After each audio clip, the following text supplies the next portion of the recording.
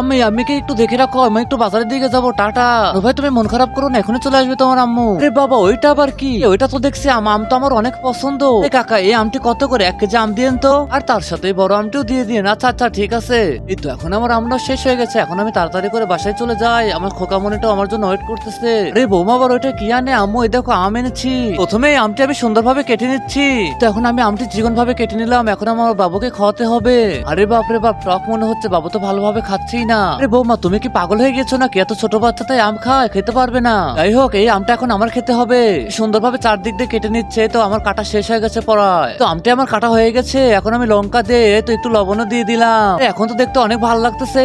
তুমি কি ফ্রি ফায়ারকে ভালোবাসো নাকি তোমার বাবা মাকে ভালোবাসো? যদি বাবা মাকে ভালোবাসো তাহলে চ্যানেলটাকে লাইক কমেন্ট সাবস্ক্রাইব করো, আর লাইক কমেন্ট সাবস্ক্রাইব না করলে বুঝবো তুমি বাবা মাকে ভালোবাসো না। আর 1 কে 2 কমেন্ট করে জানাও। তো ভালোভাবে মিক্সড করে নিলাম আমি আবারও আমটি। এটা দেখতে তো অসাধারণ লাগতেছে, খেতে অবশ্যই অনেক মজা হবে। আরে সবকিছু বাদ দিয়ে আমি একটা কামড় দিয়ে দেখি কেমন। আরে ওরে বাবা, অনেক অনেক টক কিন্তু দারুণ। কি আম ভালোবাসা অবশ্যই কমেন্টে জানাও।